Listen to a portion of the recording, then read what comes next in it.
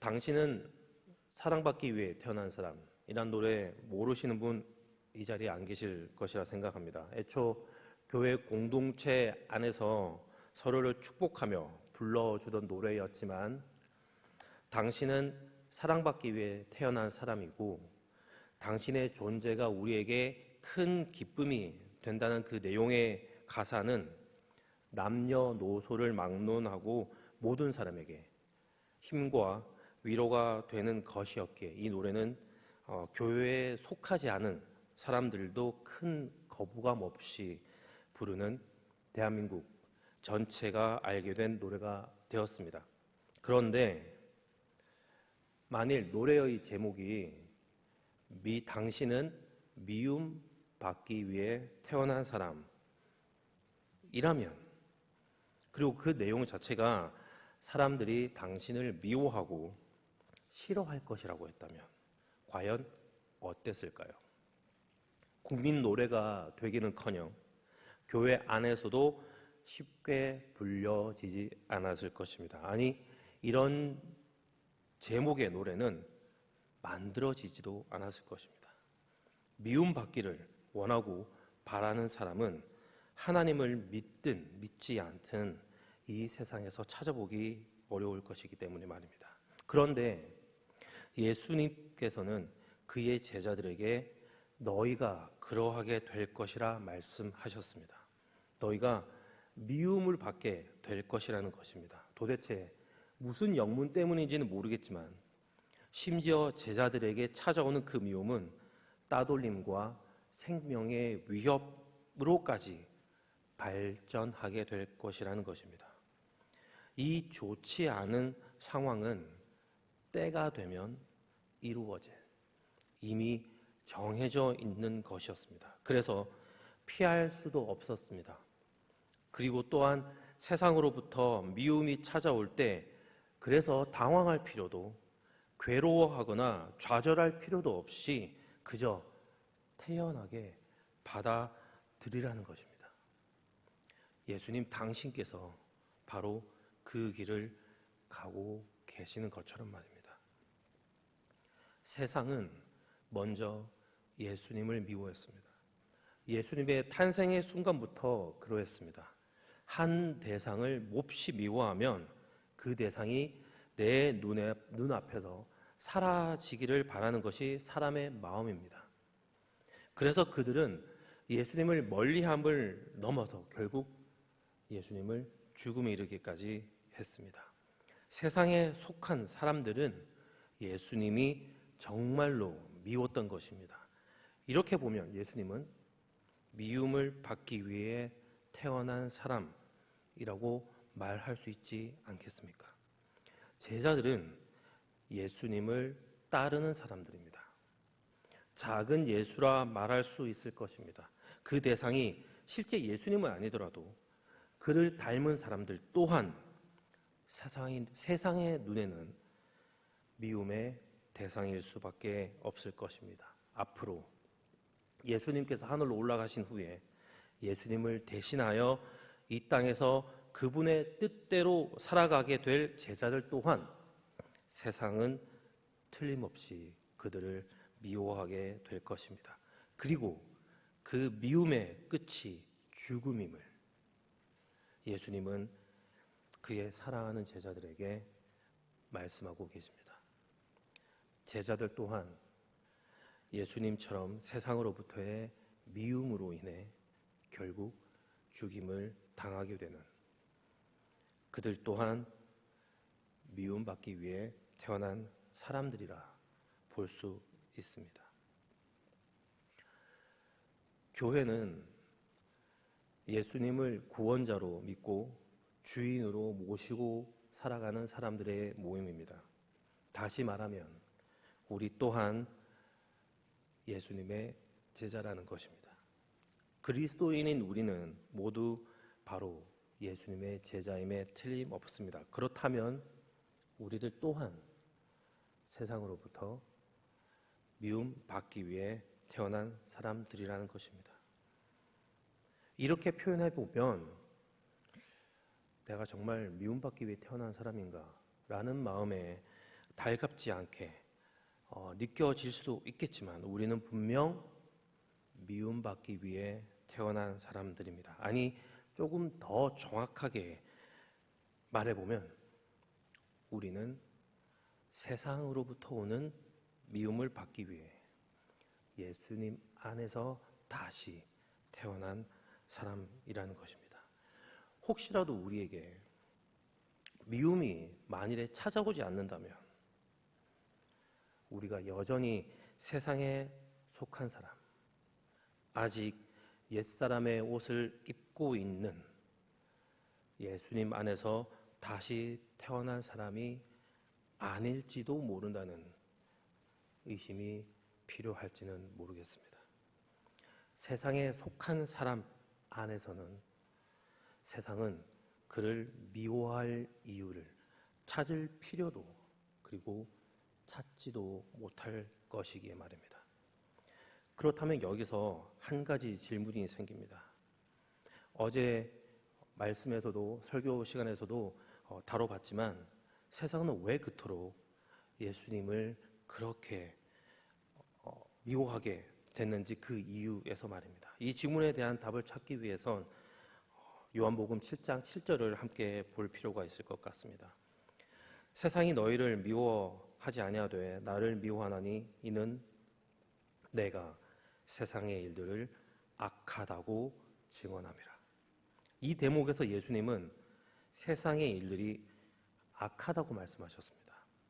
좋은 말도 한두 번인데 자기 자신을 두고 너는 악하다, 너는 나쁘다라고 말하는데 과연 좋아할 사람 누가 있겠습니까? 세상은 자신들이 감추고 싶어하는 것들을 드러내고 그것들이 분명하게 나쁘다라고 공공연하게 증언한 예수님이 같은 하늘 아래 있고 싶지 않을 만큼 눈에 보이지 않아야 속이 시원해질 만큼 미울 수밖에 없었을 것입니다. 이처럼 자신이 듣기 싫어하는 말을 하는 사람을 미워하는 것은 인지상정인데 예수님은 그것을 충분히 예상하셨을 텐데 왜 세상을 악하다고 지적하셨을까요? 뻔한 결과인데 왜 그 결과를 자초하셨을까요? 저는 그 이유를 예수님께서 이 땅에 오신 목적에서 저는 찾을 수밖에 없었습니다.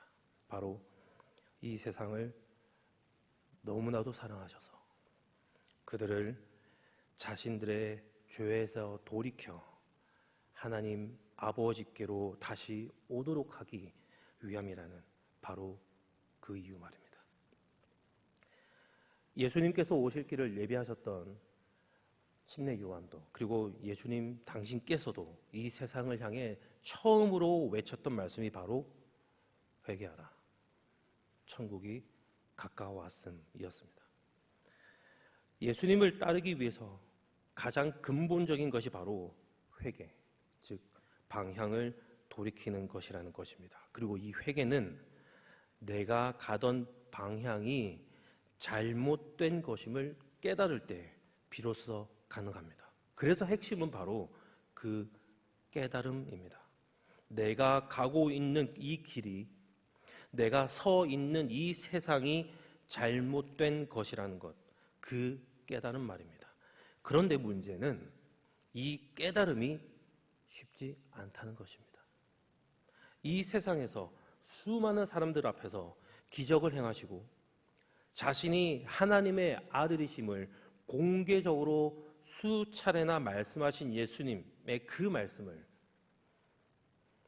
이 세상은 분명히 들었으나 귀담아 듣지 않았습니다. 회개의 글은 열렸으나 세상은 이를 거부했습니다. 오늘 본문에서 보혜사 성령님이 제자들에게 오심이 분명 그들에게 유익하다고 예수님께서는 말씀해 주셨습니다. 그렇다면 이 유익은 어떤 내용의 유익이었을까요?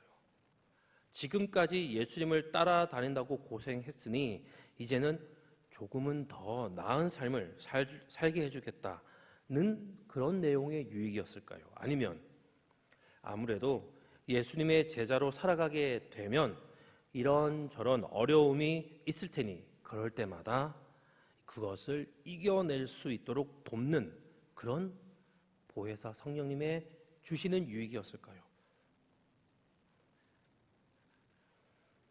제자, 이 제자라는 사람들에게 가장 큰 유익은 과연 무엇이었을까요? 바로 스승과 같다. 너는 스승을 쏙 빼닮았다라고 하는 말을 듣는 것 아니겠습니까? 그렇다면 예수님께서 말씀하신 보혜사 성령님께서 제자들에게 줄 수 있는 가장 큰 도움, 그 유익은 바로 예수님과 같은 길을 가는 것을 가능하게 해주는 것 아니었을까요? 바로 세상을 하나님께로 다시 돌아오게 하는 바로 그 길 말입니다. 예수님의 탄생부터 세상은 예수님을 미워했고 그를 없애려 했고 결국엔 그를 없앴습니다. 그들에게 미움의 대상이셨기 때문이었습니다. 그리고 지금 그분의 때가 가까워 오면서 유대인들은 곧 예수님을 기소하게 됩니다. 그들에게 있어서 예수님은 극악무도한 죄인이었기 때문에 말입니다. 그리고 예수님은 결국엔 세상의 바람대로 유죄 판결을 받아서 십자가 위에서 죽임을 당하시게 됩니다. 세상이 옳은 것이었고 예수님은 옳지 않은 것으로 결말 맺어지게 되는 것처럼 보입니다. 세상의 판단은 옳고 예수님의 판단은 틀렸으며 세상의 정의가 승리했고 예수님의 정의는 거짓이었으라 여겨졌을지도 모르겠습니다. 하지만 우리는 잘 알고 있습니다. 이것이 끝이 아니며 그렇게 지금 바로 눈앞에 보이는 펼쳐지고 있는 이 모든 것이 전부 또한 아님을 말입니다. 오늘 본문의 시점에서 아직은 예수님의 이 말씀, 즉 당신께서 떠나는 것이 유익이라고 하신 이 말씀이 제자들에게 제대로 이해되지는 않았겠지만 죽음에서 부활하신 예수님을 만난 후에 그들에게는 분명 달랐을 것입니다. 세상은 옳은 것이 아니었으며 그래서 예수님에 대한 그들의 책망과 기소는 잘못된 것이었고 세상이 승리한 것이 아니라 실제 승리하신 분은 바로 예수님이라는 사실 말입니다. 이 사실 안에서 제자들은 담대할 수 있었습니다. 세상의 미움이 결국엔 아무것도 아님을 알게 되었을 것입니다. 그리고 무엇보다 예수님을 대신해서 제자들과 함께 하시는 성령님이 그들을 도우심으로 제자들은 자신들이 걸어가는 그 십자가의 길을 끝까지 걸어 나갈 수 있게 될 것입니다. 그 길은 역시 동일합니다. 세상이 하나님께로 다시 돌아오게끔 하는 것 말입니다. 그래서 성령의 일 또한 바로 제자들이 그 일을 할 수 있도록 돕는 것 아니겠습니까? 성령님이 죄에 대하여, 의에 대하여, 그리고 심판에 대하여 세상을 책망하시는 것은 바로 모두 그들의 회개를 위한 것이라는 것입니다. 그래서 성령님의 그 일하심의 그 시작은 죄가 무엇인지 알려주는 것부터 시작했습니다. 바로 예수님을 믿지 않음이었습니다. 조금 더 정확하게 예수님의 존재를 인정하지 않는 것입니다. 오로지 자기 자신들을 의롭게 해준다고 믿고 있는 그 율법이나 가치관에 갇혀 자신들이 죽음 가운데서 행하고 있고 생명을 필요로 한다는 사실조차 깨닫지 못한 상태의 이 세상의 사람들, 조금 더 구체적으로 이 유대인들은 그러한 상태에 빠져 있던 것입니다. 바로 이런 상태에 놓인 것 자체가 죄라는 것입니다. 어떤 이유를 막론하고 예수를 믿지 않는 것이 죄이며 그렇기 때문에 세상은 계속해서 죄를 짓게 되는 것입니다. 그럼에도 여전히 자기 자신들이 옳아서, 그래서 예수님이 필요 없다고 주장하는 그런 세상을 향해 성령님은 이어서 말씀하십니다. 그들이 의로 여겼던 것들 자체가 모두 잘못된 것이라는 것입니다. 세상 사람들, 이 유대인들의 의를 지탱해 준 것은 바로 크게 성전과 율법이라고 볼 수 있을 것입니다. 성전은 그들의 예배와 의의 중심이었고 철두철미하게 율법을 지킴으로 그들은 자신들이 의롭게 여김을 받고 있다 자평했습니다. 그런 그들에게 예수님께서 오셔서 어떻게 하셨습니까? 성전을 뒤집어 엎으셨고 율법에 거스르는 행동을 과감히 하셨습니다. 그런 예수님이 그들 눈에 곱게 보일리 만무했을 것입니다. 예수님은 그저 자신들의 의로움을 파괴하는 존재였는데 실제 그 반대임을 예수님께서 보이실 것이라는 것입니다. 바로 죽음에서 부활하셔서 하늘의 하나님 아버지 우편에 계실 것이라는 것, 그것이 바로 이 세상 유일한 의는 바로 예수 그리스도이심을 말하고 있는 것입니다. 여기서 중요한 것은 예수님의 의로우심은 바로 제자들 안에서 역사하시는 성령님을 통해 드러난다는 것입니다.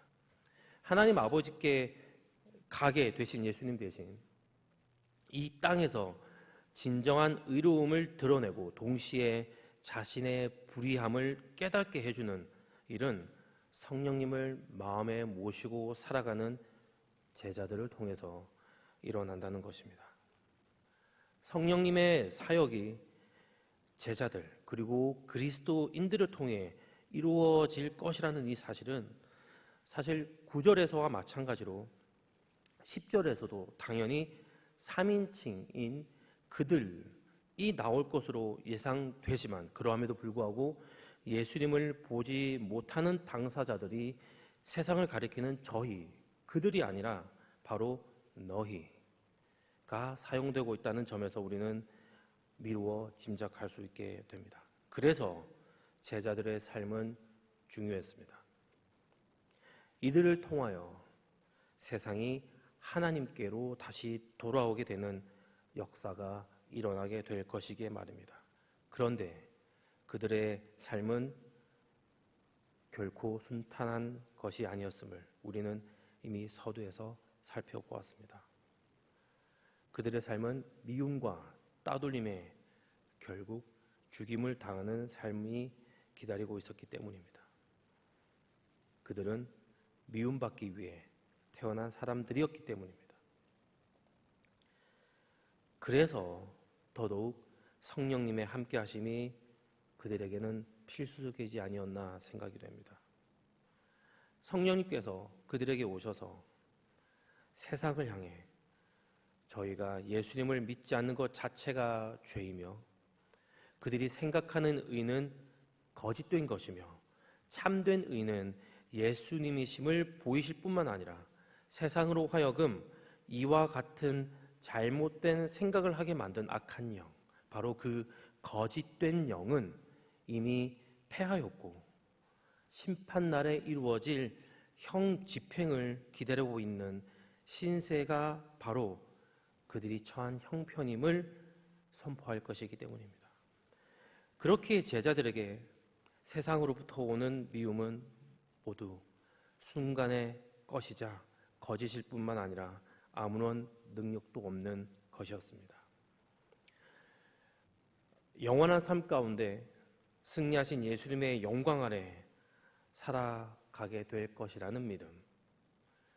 그래서 그들은 예수님께서 말씀하신 것처럼 세상의 미움으로 인해 전혀 실족치 않고 죽음 앞에서도 담대할 수 있었습니다. 예수님을 모르는 부정하는 이 세상 속에서 살아가는 우리 그리스도인들은 모두 어떻게 보면 미움받기 위해 태어난 사람이라 말할 수 있지 않겠습니까? 세상은 악합니다. 예수님을 믿지 않기 때문입니다. 하지만 그들은 자신들이 옳다고 주장합니다. 하지만 그들은 틀렸습니다. 유일한 정의는 예수 그리스도이시기 때문입니다. 세상은 또 자신의 방법이 잘 되는 길이라고 말합니다. 하지만 그 길은 패배의 길이며 영원한 멸망의 길입니다. 참된 승리와 영원한 생명의 길은 오직 예수 그리스도이시기 때문입니다. 하지만 방금 말씀드렸던 이 모든 사실을 우리는 알고 있음에도 불구하고 세상의 남들이 살아가는 대로 살아도 될 것 같아서, 또는 세상이 제시하는 그 길이 좋아 보여서 남들과 비슷하게 그렇게 사는 게 나쁜 것이 아니라고 말하는, 너의 생각이 옳고 그리고 너가 원하는 것을 이루며 사는 것은 아주 바람직하며 결코 잘못된 것이라고 말하는 세상의 소리에 우리는 자연스럽게 이기적인 나의 본성으로 하여금 그러한 선택을 하게끔 내버려둠으로 알게 모르게 세상으로부터 오는 미움을 피하며 살아오지는 않았는지 되돌아볼 필요가 있지 않을까 싶습니다. 우리는 결코 그냥 살아가야 하는 존재들이 아니기 때문입니다. 우리는 세상의 미움을 예상하고서라도 이미 세상과는 다른 삶을 살리라, 삶의 방향을 돌려버린 그리스도인들이기 때문입니다. 우리는 사랑받기 위해 태어난 사람들 맞습니다. 하지만 동시에 미움 또한 받기 위해 태어난 사람들임을 잊지 말아야 할 것입니다. 그래야 실족하지, 당황하지 않을 것입니다. 어떤 종류의 미움일지도 모르겠습니다. 억울한 마음의 상처나 실질적인 삶의 피해를 입을 수도 있을 것입니다. 우리가 예수님의 제자로 살아갈 때 그 미움은 분명하게 찾아오게 되어 있다는 것입니다. 세상과 다른 우리를 세상이 그냥 결코 가만둘 리 없기 때문입니다. 그리고 분명 감내하기는 쉽지 않을 것입니다. 선하게 살아가고자 하는 우리 그리스도인들은 세상은 되려 자신들과 다르다며 악하다 할 것이기 때문입니다. 그러함에도 불구하고 오늘 이 하루 세상이 말하는 거짓된 말에 현혹되지 않고 성령님의 함께하심, 성령님의 도우심으로 나 자신보다는 바로 내 옆에 있는 사람들, 그 사람들을 위해 나 자신이 기꺼이 희생하는 제자로서의 삶을 살아가는 하늘교회 모든 형제 자매님들 되시길 예수님의 이름으로 축원합니다. 기도하겠습니다.